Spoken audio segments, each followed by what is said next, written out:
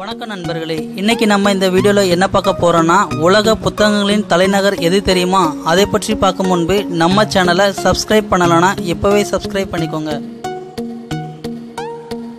2019 ஆண்டுக்கான உலக புத்தக தலைநகராக ஐக்கிய அரபு அமீரகத்தின் ஷார்ஜா நகரை ஐநாவின் யுனெஸ்கோ அமைப்பு தேர்ந்தெடுத்துள்ளது.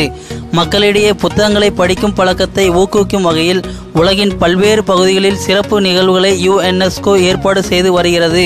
புத்தகம் படிக்கும் பழக்கத்தை மேம்படுத்துவதில் ஆர்வம் காட்சி வரும் நகரங்களை தேர்ந்தெடுத்து அங்கு இந்த திட்டங்களை யுனெஸ்கோ அறிமுகப்படுத்தி வருகிறது.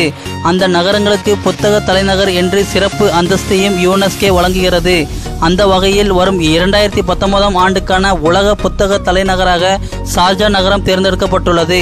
இதனைத் தொடர்ந்து நீங்கள் இருப்பது ஷார்ஜா, எனவே படியுங்கள் என்ற கோஷத்துடன் சிறப்பு பதிப்பக மண்டலங்களை உருவாக்குவது, பல்வேறு மாநாடுகளை நடத்துவது உள்ளிட்ட நிகழ்ச்சிகள் 6 மாதங்களுக்கு நடத்தப்படும் என்று யுனெஸ்கோ வெளியிடப்பட்ட அறிக்கையில் தெரிவிக்கப்பட்டுள்ளது.